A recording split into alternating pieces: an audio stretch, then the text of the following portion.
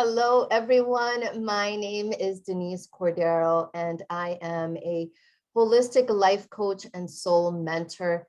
You are tuning into Diving Deep with Denise. This podcast intends to create a sisterhood, a tribe of women that gets to have raw and authentic conversations about all expressions of what it is to be embodied as a woman.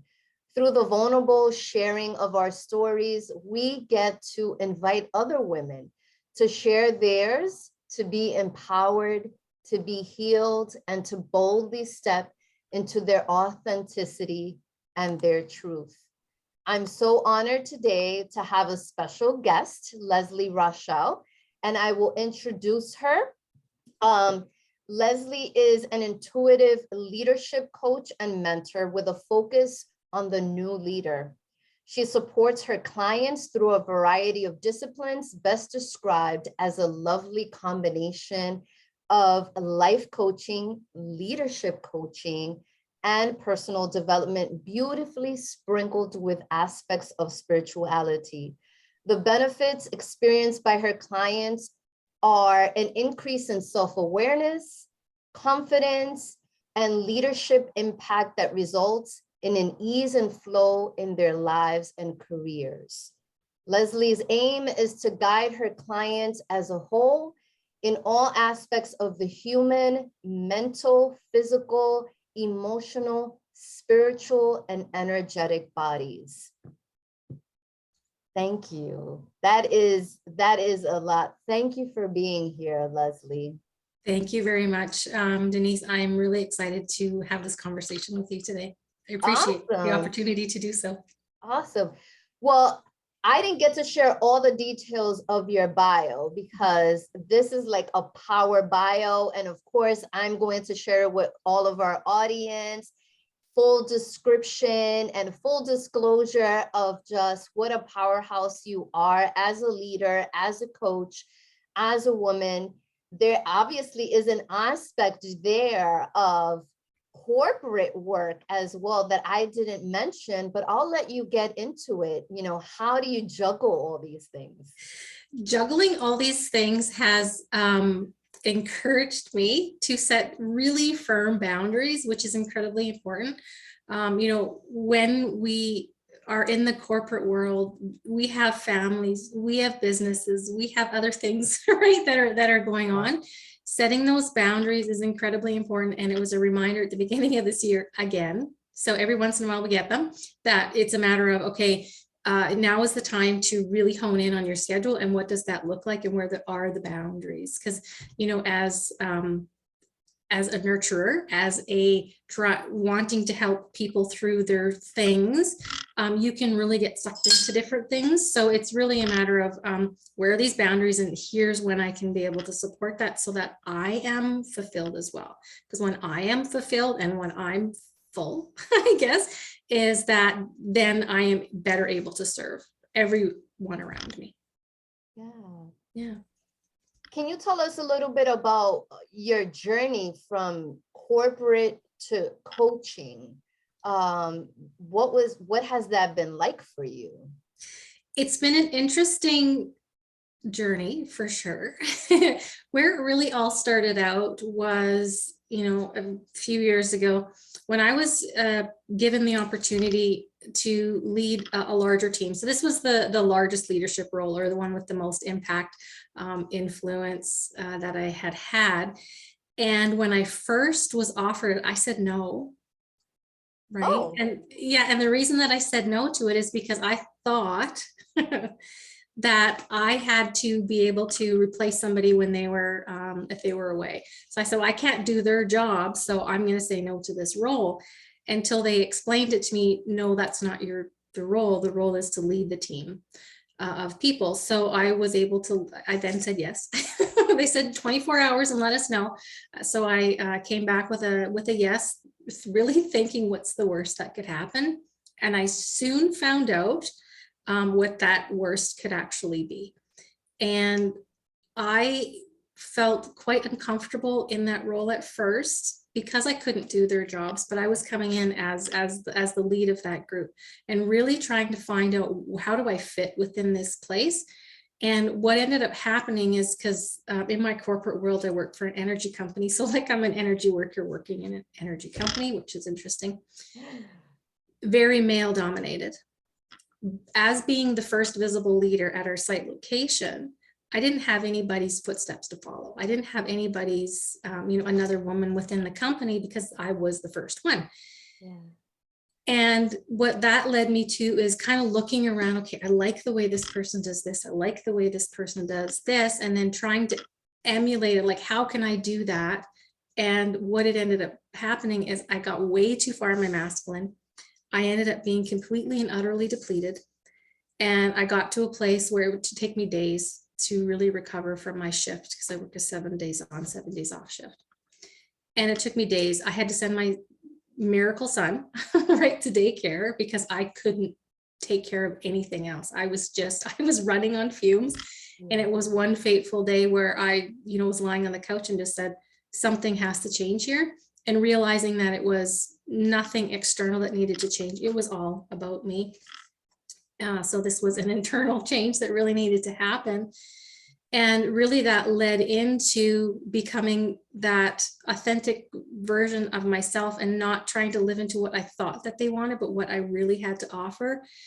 And that ended up being the thing that allowed me to thrive. So what made me special as an individual was what allowed me to thrive within that environment, because I was new. They didn't quite know what to do with me in that space. So, as I continued on throughout my journey, there's been this pull at, like, there's something more that you need to do. And really that was a pull to start my own coaching company, is because I wanted to help that earlier version of myself. It doesn't have to be that difficult. And I didn't honestly find what I was looking for within that leadership development space, because you get a lot of tactical and strategic, which, we do go into later. However, what I start with is the foundation of the person themselves. Right? Because as we grow and we expand and we understand who we are, so that self-discovery piece, Yes. It then allows us to expand in all other areas of our life, not just that leadership space on how to have a good conversation, but really who we are as a person, and what is it that we truly want and desire. How can we show up as our best version of ourselves? Thank you so much. I think that that's so beautiful. And it's actually an amazing segue into what I was going to ask next, because what's coming up for me is like, oh my God, Leslie, this is like so resonating with me and sort of my earlier behaviors in my leadership and management journey. But I'm sure there's so many people out there that are listening that can say, this is me, this is what I'm going through, or these are the things that these are some of the challenges that I have. I'm sure you recall that we had a brief exchange offline earlier talking about breaking the glass ceiling for women, and sort of paving the way, creating a path for us as women to fill some of these larger roles, these CEOs and COOs or CMO, all these types of, high leadership roles, where traditionally or historically it's been part of that attaboy club type of thing. And so when we don't have a blueprint, we sort of like, well, a little bit of this, like you're saying, a little bit of that, and so forth, until you truly find your own path or create your own path. What are some of the tips or the advice that you can give women out there that are struggling, that haven't quite been able to break into that world, but are, have the skill set, have the background, have the experience, have the potential to be there? I believe that there's so many amazing women that are in corporate and in different leadership positions. One thing that I do see, however, is them trying to be like the rest of the men that are in there, which then pulls in way too much masculine. What this, maybe going off on a little tangent here, but my sincere belief is that the world needs more women leaders. They need more leaders that are tapping into their feminine. Yeah. And that is something masculine obviously can do as well, because we have both, men and women have both masculine and the feminine, but it's really identifying when I need to be in that energy, right?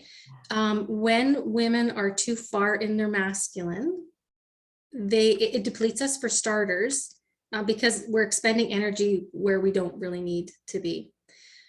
So understanding who we are as a human being, and what do we really want, and how do we want to show up to be able to support the other women that are coming up. When we're the first ones in, it's going to be a hard road for us, right? Yeah. Knowing that we're going to be paving the way for the other people that are coming up. I already see it, right, within the company that that I support. We're seeing more women come into those roles, and it's really them coming in and saying, this is who I am and this is how I can support that area of their business, and really truly understanding what they have to offer, and not trying to one up the next guy, right?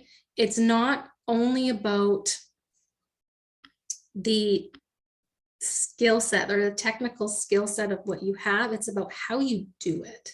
Yeah. And this is what's going to set a lot of people apart, because some people will go into work and they'll just do what they need to do, and right. Whereas a phenomenal leader can inspire your staff to be the best versions of themselves. They will then produce more because they have a bigger buy-in. They're going to be happier within that role as well. And this is where I think sometimes we see too much of people, or too many people leaving, is the leadership piece. Yeah. Right? Because there's a lot of really terrible examples out there, unfortunately. Yeah.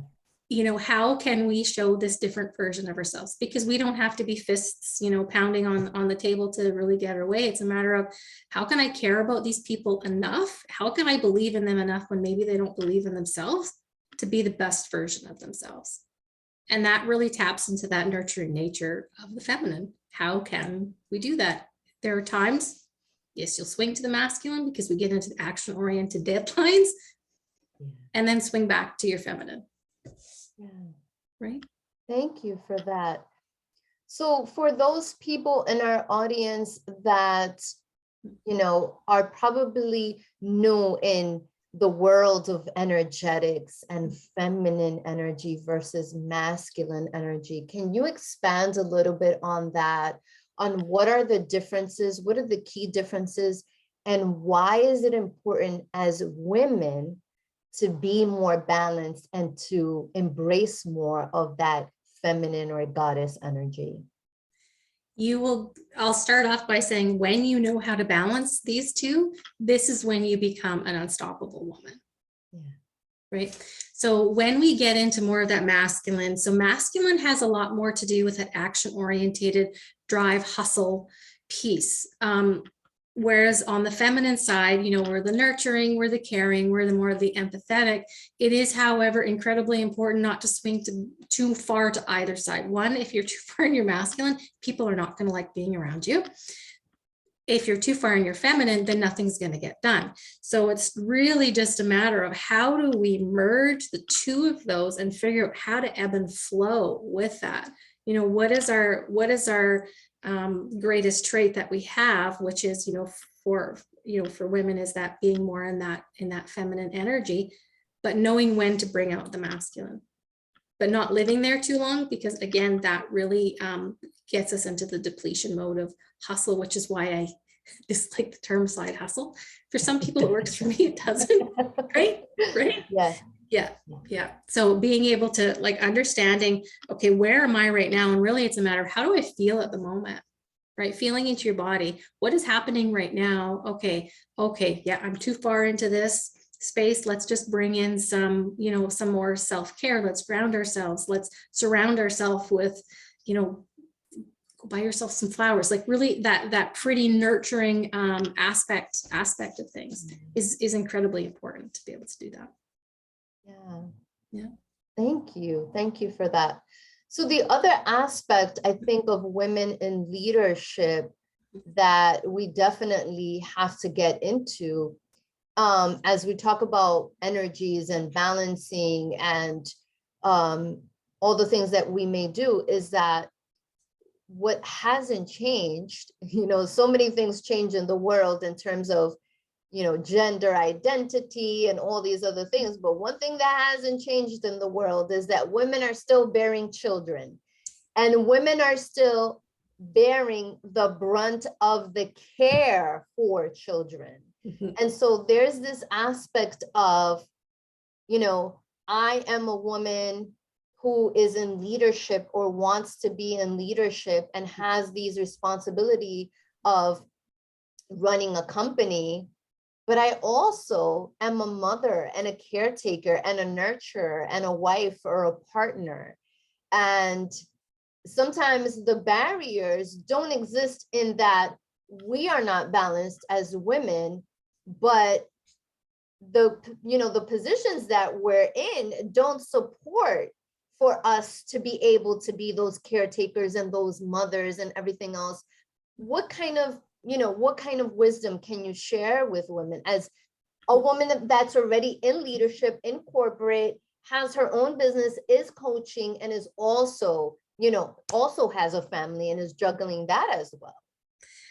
I believe in surrounding yourself with really amazing people and asking for help, asking for support. I have a lot of people that support me with different aspects, because I don't really buy into this. You have to know how to do and be everything, right? Let's just take it all on. It's completely overwhelming. And I think it's an expectation that really sets us up for failure. So having the boundaries really in place. And what I'm finding organizations are, and we're seeing this with the Great Resignation, is people want to work for someone who actually cares about the family aspect and truly understands that the people of that company are their most valuable assets and they should be treated as such. So providing some of that flexibility.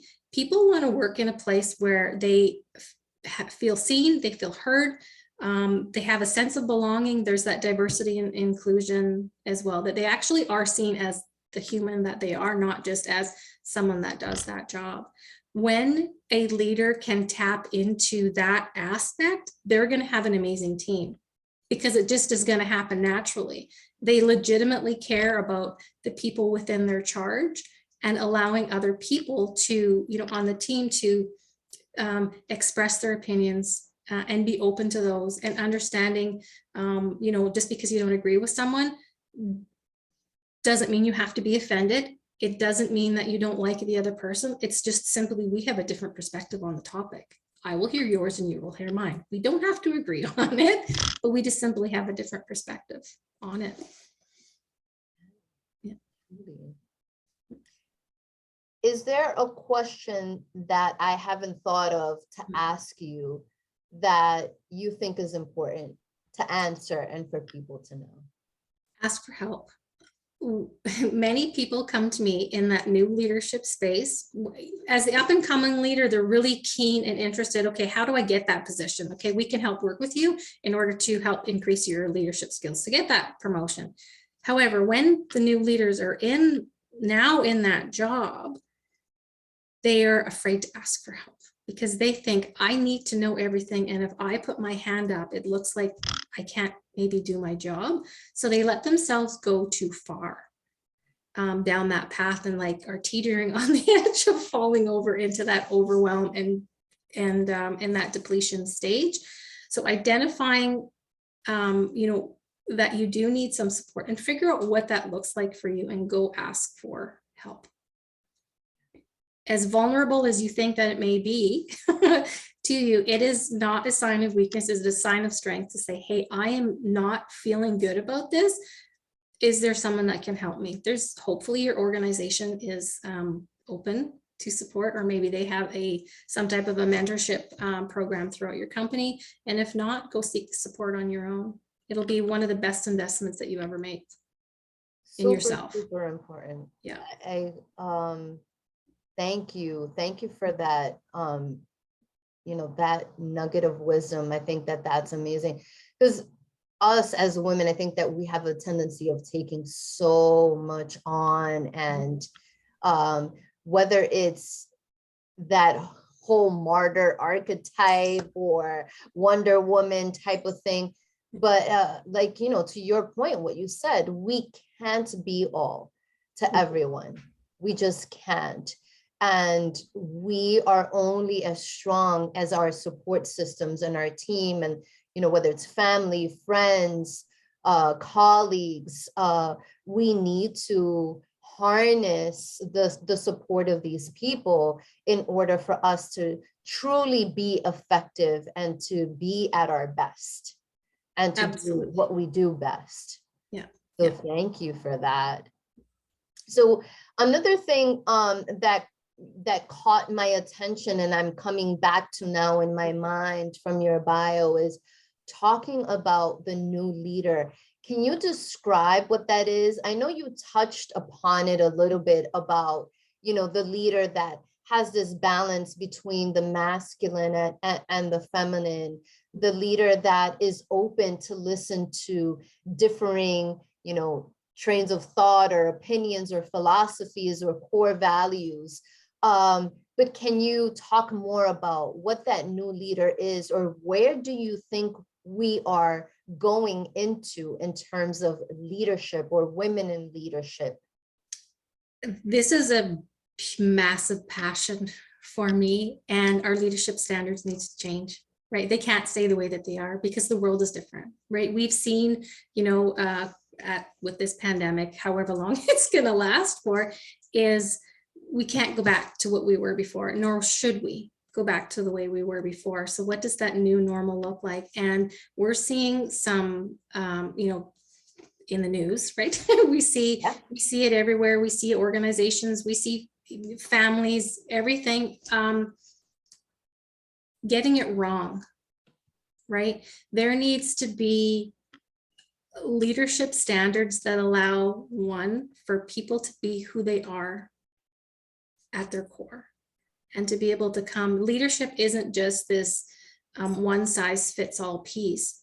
It's what is it that I can bring to the table that is going to have the greatest impact, not just on myself from that ecological standpoint. So is it good for me? Is it good for others? Is it good for the world? And what I mean by is it good for the world is a matter of if, you know, is what I'm teaching going to be of benefit or detriment? Right? So really looking through the lens of that. And it's so incredibly important that we start caring about people again. And understanding, like truly understanding that our people are the most valuable asset of any company. Right? This is the face of your company. How do you want people to speak about your company? Do you want them to say, oh, this is, you know, it's a good paycheck, but that's about it? Or do you want them to say, I absolutely love working here. I love the impact that we're having. I love the difference that we're making. And the people that are going to be able to affect that change is leadership, top down. It's a lot easier when, you know, we get our CEOs that really buy into that authenticity piece and seeing people for who they are and what they have to bring. We are not a one size fits all. We need to have that diversity and inclusion throughout our workspaces, and that includes diversity of perspectives and all the other pieces that come with that diversity and inclusion, and really authentically, not just, okay, we've hired this many women and this many men and this, that, and the other thing to get a number. The stats, right? To say that yeah, we're good, we're diverse. But for the people of the company to feel like they are included in that as well. And that's a full circle change of how organizations do work and how organizations and governments really treat the people that are around them. Oh, I love it. Yeah. There were so many things that you said there. There were like so many juicy pieces that I'm like, oh my God, oh my God, oh my God. So there's two parts to this that that we definitely need to talk about. That I think that's so important. So you spoke to the you, me, us world aspect. And I think that it's so important to really understand the interconnectedness that we have as beings. And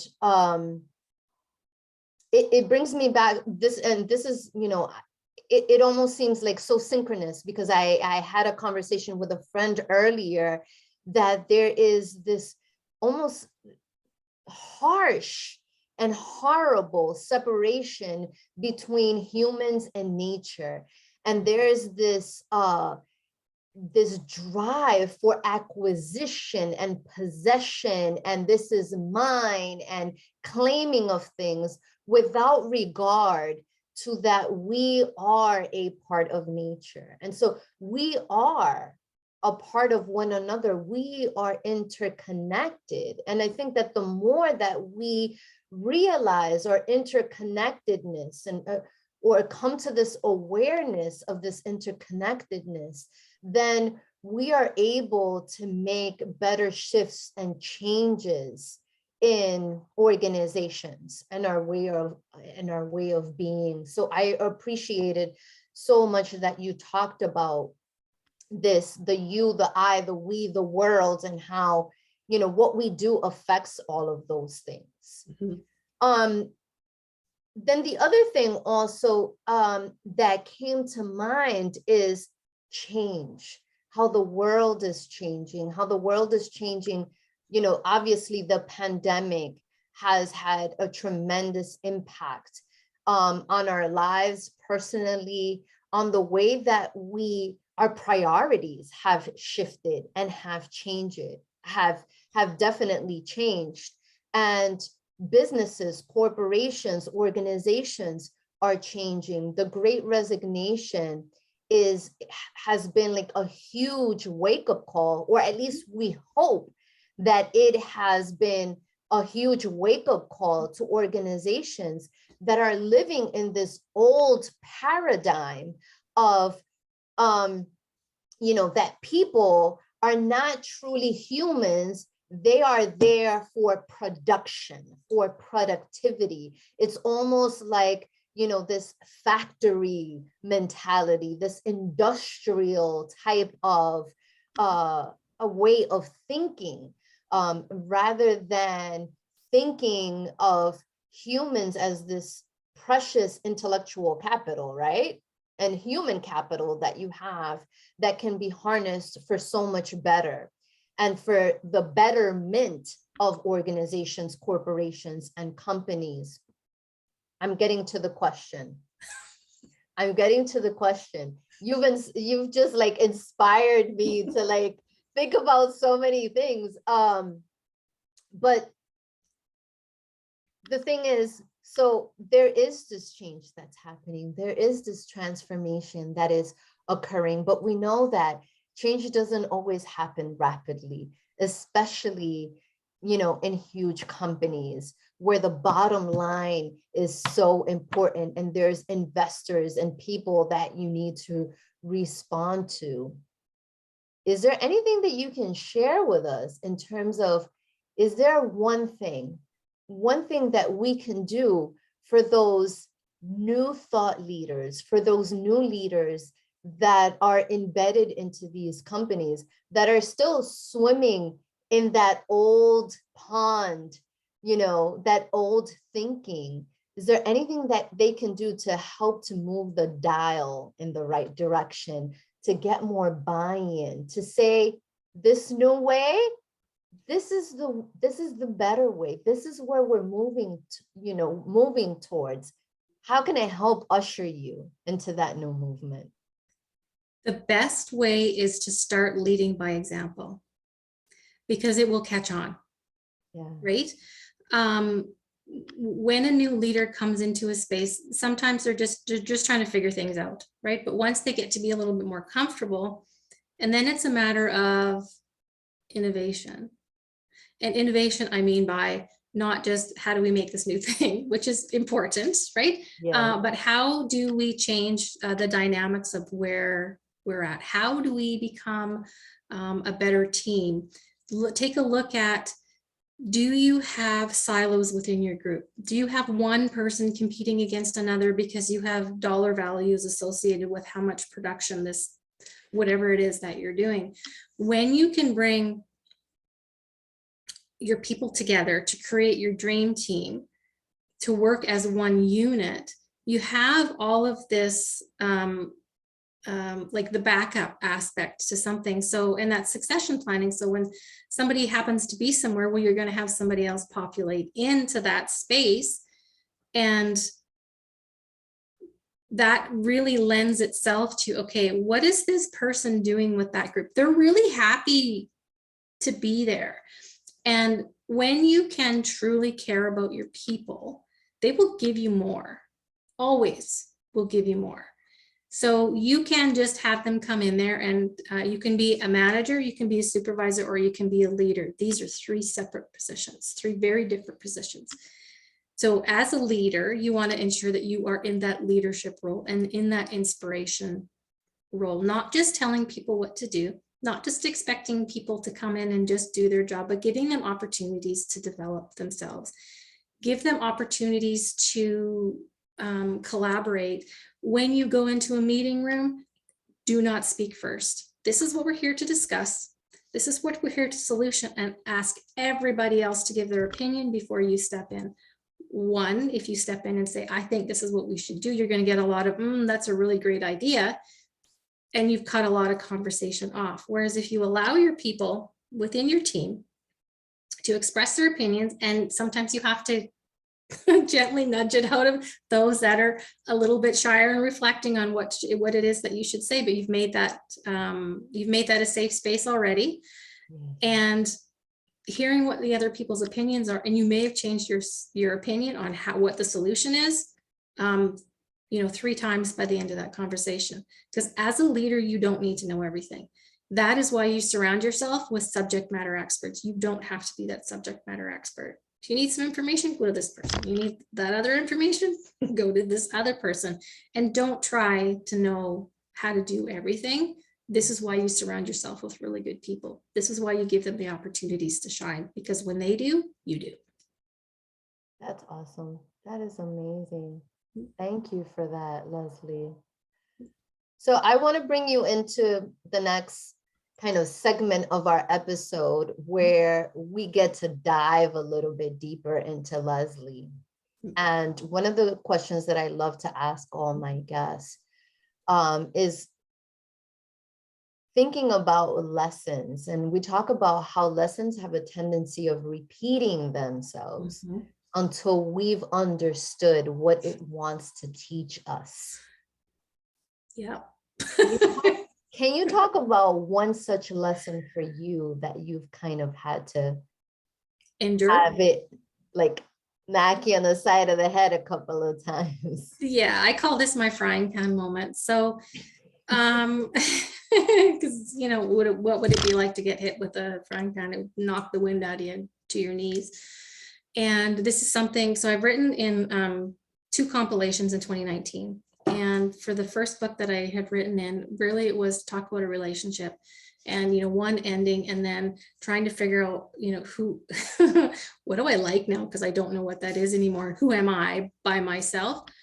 And really getting into those relationships that maybe you shouldn't be in, but you're just thinking, okay, this has got to be it. I mean, there's nothing else out there right now. And you ignore all of the signs that you're being given until something comes down and it hurts you so deeply that you go, okay, all right, I now understand, because the universe is giving you whispers along the way. They're giving you nudges. And when you don't pay attention, something is going to happen, right? For you to really pay attention to something, because the body is the last thing that really is our indicator that something has to change here.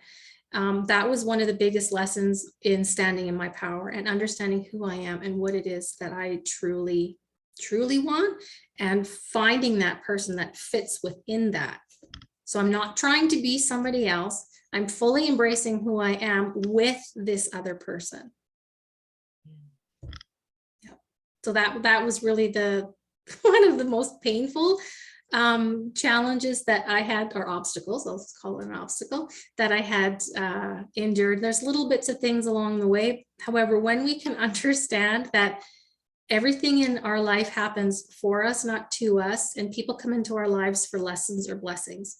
And when we can look at a situation and say, what is this trying to teach me right now? We get through those a lot quicker because we're addressing them earlier, so we don't have to have more frying pan moments in our lives. But we do need to pay attention.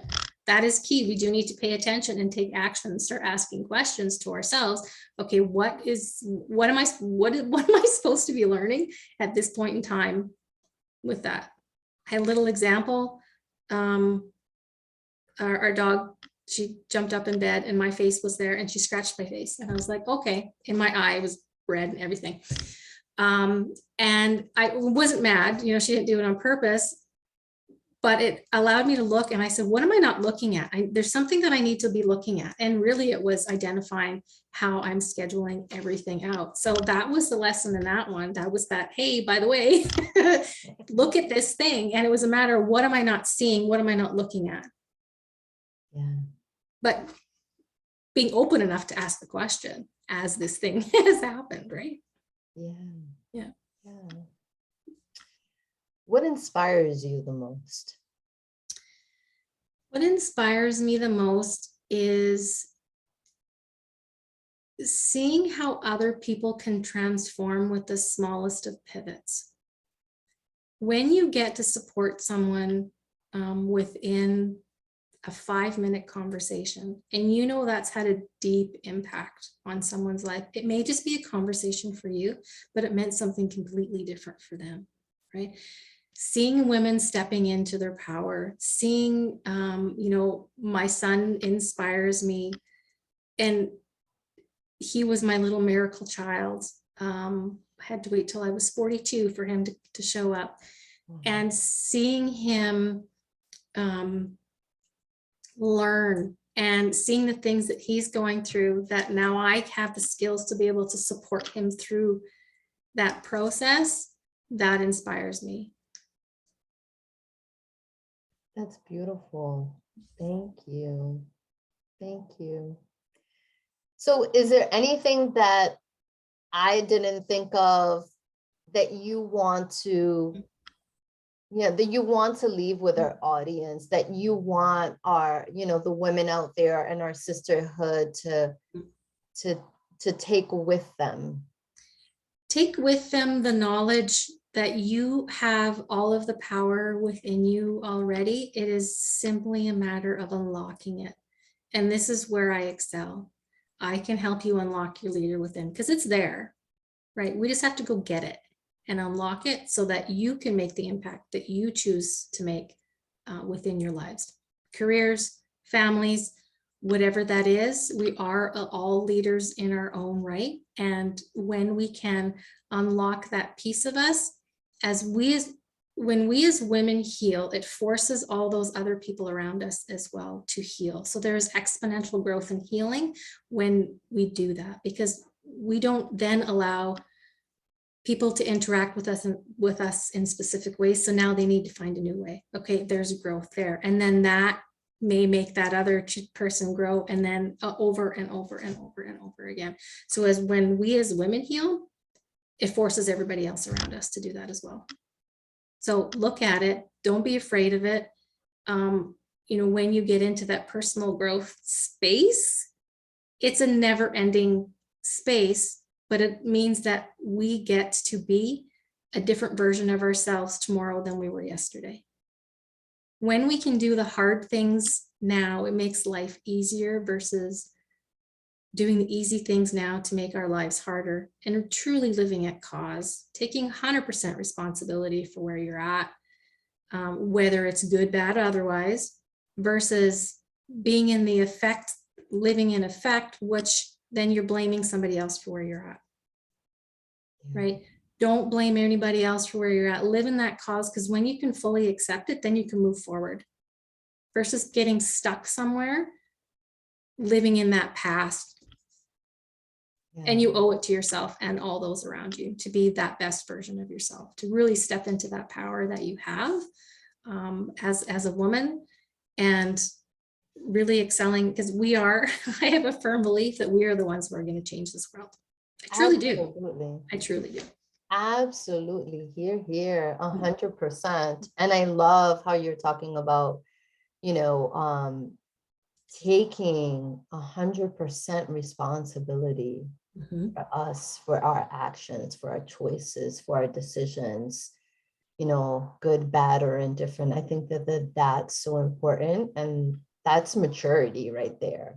That's maturity. And I think that's the place from where we can grow, where we can pivot, where we can change, where we can be receptive, which is also something that's very powerful. As women, right? We're always givers, and being able to receive is also as important, if not more important, to allow for us to receive help, to receive support, to receive guidance, to receive wisdom, to receive that change to occur. And helping the other women in your life. They are not your competition, right? When we can band together, we can do tremendous things. Tremendous things together. We're better together. We are indeed. We are indeed. And I've loved having done this together with you, Leslie. Thank you so much. How can people get a hold of you, get in touch with you, mentor, coach with you? The best way to get in touch with me, my centralized location right now, is through my website. So that is leslierochelle.com. I do have a contact form. If you mention this podcast in your contact form and it's something that you would like to engage in partnership with coaching and mentoring services with me, I will honor a 10% discount on all of my coaching packages. That is awesome. Well, we'll include all those details as part of our podcast description, so everyone can tap into that and reach out to Leslie if you'd like to. We are available on Spotify, YouTube, Apple Podcasts, Google Podcasts, so be sure to share, grow our community, and be a part of it and continue to tune in. For now, I want to say again, thank you, Leslie. Thank you for being with me. It's truly been an honor. I really appreciate your presence, your wisdom, your leadership. Thank you for being here with me.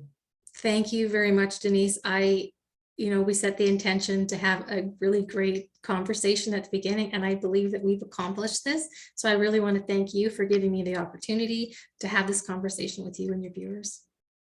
You're welcome. Well, thank you everybody for tuning in to Diving Deep with Denise. Until next time, take care. Bye-bye, sisters.